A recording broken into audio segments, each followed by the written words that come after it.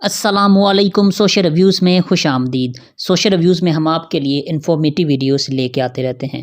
آج کی ویڈیو میں بات کریں گے نواز شریف کے لو افیئر کے بارے میں، جنہیں 3 بار پاکستان کے وزیر اعظم بننے کا اعزاز حاصل ہے۔ نواز شریف 25 دسمبر 1949 کو پیدا ہوئے، جو ایک کاروباری شخصیت محمد شریف کے بیٹے ہیں۔ 1990 میں جب وہ پاکستان کے پہلی بار وزیر اعظم بنے تو اس وقت ان کا معاشقہ طاہرہ سید کے ساتھ شروع ہو گیا، جنہیں گھر میں پیرنی کے نام سے بلایا جاتا تھا۔ ویسے بھی وہ ایک سید گھرانے سے تعلق رکھتی تھیں۔ ان کی والدہ ملکہ پکھراج ہندوستان کی معروف گلوکارہ تھیں۔ طاہرہ سید 1958 میں پیدا ہوئیں۔ یہ 6 بہن بھائی تھے، جن میں 4 بھائی اور 2 بہنیں ہیں۔ سب سے چھوٹی طاہرہ سید ہی ہے۔ ان کے بہنوئی ایس ایم ظفر قانون دان تھے، جس کی وجہ سے یہ بھی وکالت کے شعبے سے وابستہ ہو گئیں۔ BA کے بعد LLB کیا۔ ان کی شادی نعیم بخاری سے ہوئی، جو پیشے سے ایک بیرسٹر تھے، جس میں سے طاہرہ کے 2 بچے تھے۔ طاہرہ کی والدہ ملکہ پکھراج ایک معروف گلوکارہ تھیں، تو وہ چاہتی تھیں یہ بھی گلوکارہ بنے، اور انہوں نے بھی گلوکاری کی۔ اپنی خوبصورتی کی وجہ سے یہ جلدی ہی بہت معروف ہو گئیں۔ 90 کی دہائی میں نواز شریف اکثر محفلوں میں جاتے اور ان کی گلوکاری سنتے تھے۔ جلد ہی وہ ان کی سریلی آواز اور خوبصورتی دیکھ کے عشق میں پڑ گئے۔ ملاقاتوں کا سلسلہ شروع ہو گیا اور یہ بات زبان عام ہو گئی کہ ان دونوں کا افیئر ہے، کیونکہ نواز شریف ایک وزیر اعظم تھے، تو کیسے یہ بات چھپ سکتی تھی۔ نواز شریف کے قریبی ساتھی سیف الرحمان سینیٹر کی کمپنی ریڈکو کی جانب سے ہر ماہ 5 لاکھ روپے طاہرہ سید کو ملتے تھے۔ ان کی ڈائریکٹلی رسائی وزیر اعظم ہاؤس تک تھی، کیونکہ جب نواز شریف کا دل کرتا تھا وہ طاہرہ کو بلا لیتے تھے۔ طاہرہ سید جو نعیم بخاری کے عقد میں تھی، وہ نواز شریف کی کئی راتیں رنگین بناتی رہیں۔ نعیم بخاری کے سمجھانے کے باوجود طاہرہ سید اور نواز شریف کا یہ افیئر جاری رہا، جس کا سب سے بڑا ثبوت یہ ہے کہ ان کی 15 سال کی شادی ختم ہو گئی۔ 2 بچے تھے، مگر نواز شریف اور طاہرہ سید کے افیئر کی وجہ سے ایک ہنستا کھیلتا گھر تباہ ہو گیا۔ اس کے بعد نواز شریف اور طاہرہ سید مزید کھل کے سامنے آ گئے۔ طاہرہ سید کو بہت سے مالی فوائد بھی حاصل ہوئے۔ میاں صاحب نے مری میں پنجاب ٹورزم ڈیولپمنٹ کی طرف سے چیئر لفٹ انہیں دے دی، جن سے ڈیلی ہزاروں روپے انہیں ملتے تھے۔ جب 1993 میں بینظیر کی حکومت آئی، تب انہوں نے ان سے یہ سہولت واپس لے لی۔ بینظیر کی طرف سے جب وزیر اعظم ہاؤس نواز شریف سے خالی کروایا گیا تو وہاں ان کی عیاشی کی بہت سی چیزیں ملیں، جن میں ان کے مساج کا سامان تھا اور مباشرت کے وقت کو بڑھانے والی گولیاں وغیرہ بھی شامل ہیں۔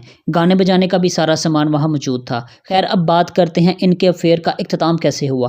ان کی بیوی کلثوم نواز، جو ایک بہت سادہ اور مشرقی عورت ہونے کی وجہ سے شریف النفس تھیں، انہوں نے نواز شریف کو سمجھایا کہ یہ سب ختم کریں اور طاہرہ سید کو بھی دور رہنے کی تاکید کی۔ کلثوم نواز نے نواز شریف کے والد محمد شریف سے شکایت کی، جس پہ انہوں نے میاں صاحب پہ بہت دباؤ ڈالا کہ خاندان کی بہت بدنامی ہو رہی ہے۔ میاں صاحب طاہرہ سید کو لے کے مری چلے گئے اور وہاں ہوٹل میں سٹے کر لیا۔ وہاں پہ ان کے والد گئے اور انہیں رنگے ہاتھوں عیاشی کرتے پکڑ لیا۔ دوسری جانب بینظیر بھٹو نے ان کی یہ عیاشی دیکھی تو ان کے اوپر کرپشن کے کیسز کر دیے، جس پہ نواز شریف اپنے کیسز کی ٹینشن میں پڑ گئے۔ کلثوم نواز نے بھی کہا کہ اگر شادی کرنی ہے تو کر لیں، مگر یوں خاندان کا تماشا نہ بنائیں۔ عدالت کے کیسز اور گھریلو دباؤ کی وجہ سے نواز شریف کو پیچھے ہٹنا پڑا اور انہوں نے طاہرہ سید کو شادی سے انکار کر دیا، جس پر وہ دل برداشتہ ہو گئیں۔ ان کی متنازع شہرت اور بدنامی کی وجہ سے انہوں نے پاکستان چھوڑ دیا اور امریکہ چلے گئیں۔ اور میں بار بار یہی کہتی ہوں کہ مجھے اگر ٹیلی ویژن پہ بلایا جائے گا تو میں ضرور آؤں گی، اور ہماری بدقسمتی ہے کہ PTV کے علاوہ میری طرح کا گانا سننے کے لیے کوئی تیار نہیں ہے۔ کوئی چینل، کوئی محفل ایسی نہیں ہے جہاں پہ سیریس موسیقی کو ترجیح دی جائے۔ تو ساری بات یہ ہے کہ PTV کے علاوہ اور کوئی نہیں سنتا غزل اور کلاسیکل۔ طاہرہ سید کی عمان اور امریکہ میں پراپرٹیز ہیں، جہاں وہ اپنے بچوں کے ساتھ مقیم ہے۔ نواز شریف اکثر ان کی یاد میں یہ گانا گنگنایا کرتے ہیں۔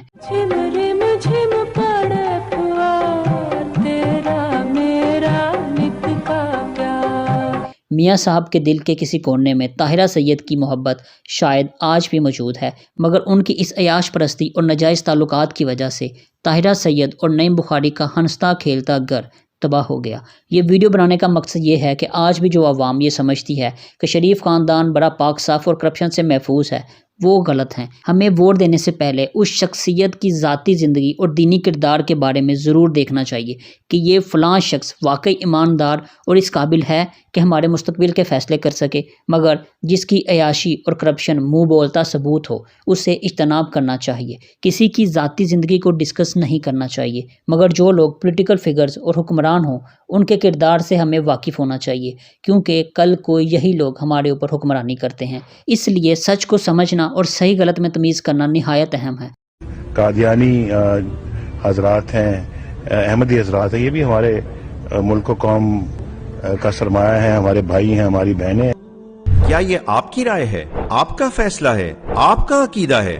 کیا مرزا غلام احمد قادیانی کو نبی ماننے والا ہمارا بھائی ہو سکتا ہے؟ اللہ نے تو قرآن میں فرمایا کہ مومن آپس میں بھائی بھائی ہیں، ان کو ووٹ دے کر کل اللہ کو کیا منہ دکھائیں گے؟ رسول اللہ صلی اللہ علیہ وسلم کی شفاعت کس منہ سے تم نے پوچھ تو لینا تھا، مجھے ایسے دے پکڑا کے رکھ دی۔